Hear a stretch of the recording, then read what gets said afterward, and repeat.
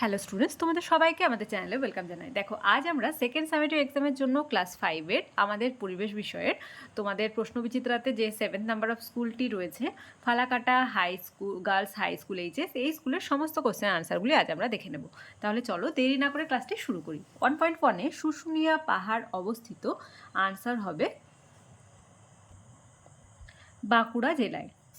1.2 আনন্দমঠ উপন্যাসটি লিখেছিলেন বঙ্কিমচন্দ্র চট্টোপাধ্যায়। 1.3 রুই, খরশুলা, মৃগেল, কাতলা মাছ প্রায় নিশ্চিহ্ন হওয়ার মুখে, আনসার হবে খরশুলা। 2 দাগের এক কথায় উত্তর দাও। কে ভারতের সংবিধান বানিয়েছিলেন? বি.আর. আম্বেদকর। লিখে নাও, বি.আর. আম্বেদকর। 2.2 পশ্চিমবঙ্গে প্রবাহিত একটি ঋত্যবহ নদীর নাম লেখো, আনসার লিখবে গঙ্গা।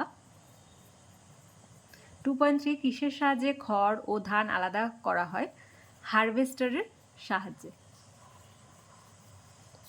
3 দাগে দেখো কি বলছে, নিচের বাক্যগুলি শুদ্ধ বা অশুদ্ধ লেখো, যে কোনো দুটি। আমরা এখানে সবকটি করব। 3.1 মালদা জেলার মাঝখান দিয়ে বয়ে গেছে মহানন্দা নদী, এটি সত্য বা শুদ্ধ। 3.2 তুঁত গাছের চাষ ভালো হয় তরাই অঞ্চলে, এটিও শুদ্ধ। 3.3 রামমোহন রায়ের চেষ্টায় বিধবা বিবাহ আইন চালু হয়, এটা অশুদ্ধ, মিথ্যা। 4 দাগে দেখো একটি ম্যাচ দিয়েছে, দানা শস্য কি হবে? ধান, গম। বিদ্রোহী কবি, সবাই পারবে এটা, কাজী নজরুল ইসলাম। আর তাম্রলিপ্ত, রূপনারায়ণ নদী। 5 দাগের ফার্স্ট কোশ্চেন, স্বাস্থ্যকে সম্পদ বলা হয় কেন? আনসার লিখবে স্বাস্থ্য মানুষের সম্পদ। স্বাস্থ্য ভালো থাকলে আমরা ভালোভাবে কাজ বা পরিশ্রম করতে পারি। বুদ্ধি মানুষের আরও একটা সম্পদ। প্রকৃতির মধ্যেও অনেক রকম সম্পদ আছে, মানুষ তার বুদ্ধি ও স্বাস্থ্যকে কাজে লাগিয়ে আরও অনেক নতুন সম্পদ তৈরি করতে পারে, তাই স্বাস্থ্যকে সম্পদ বলা হয়। পরের কোশ্চেন 5.2 বদ্বীপ কাকে বলে?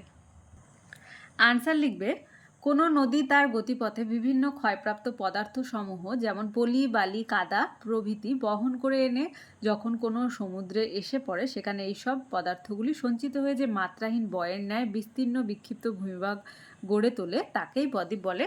যেমন সুন্দরবন বদ্বীপ। নেক্সট ওয়ান, সিধো ও কানহু কেন বিখ্যাত? আনসার লিখবে সিধু ও কানহু মুর্মু ছিলেন সাঁওতাল বিদ্রোহের নেতা। তারা দুই ভাই, তারা অত্যাচারী জমিদার, মহাজন ও ব্রিটিশ সরকারের কর্মচারীদের বিরুদ্ধে লড়াই করেছিলেন। শেষ পর্যন্ত ব্রিটিশ সরকারের সেনাবাহিনীর কাছে তারা পরাজিত হন। 6 দাগে ফার্স্ট 6.1-এ দেখো, প্রাকৃতিক সম্পদকে মানুষ কি কি সম্পদ তৈরিতে ব্যবহার করেছে, উদাহরণ সহ আলোচনা করো। আনসার লিখবে দুটি প্রাকৃতিক সম্পদের উদাহরণ হলো কয়লা ও কাঠ, যা দিয়ে মানুষ অন্য বিভিন্ন সম্পদ তৈরি করেছে। কয়লাকে কাজে লাগিয়ে মানুষ বিদ্যুৎ শক্তি উৎপাদন করেছে। এই বিদ্যুৎ শক্তিকে মানুষ আলো জ্বালতে, পাখা চালাতে, ট্রেন চালাতে ও বিভিন্ন কলকারখানার কাজ করতে ব্যবহার করে। মানুষ কাঠ দিয়ে কাগজ, জানালা, দরজা, চেয়ার, টেবিল প্রভৃতি তৈরি করেছে। নেক্সট ওয়ান, গাঙ্গেয় বদ্বীপ ও রাঢ় অঞ্চলের কৃষির বিবরণ দাও।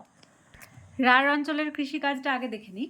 রাঢ় অঞ্চলের পূর্ব দিকের বিস্তীর্ণ সমতল ভূমিতে অধিকাংশ কৃষিকাজ করা হয়েছে। এখানকার কৃষিজ ফসলগুলির মধ্যে উল্লেখযোগ্য হলো ধান, পাট, আখ, আলু, তৈলবীজ প্রভৃতি।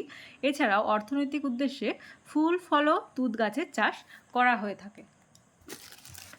আর পরেরটা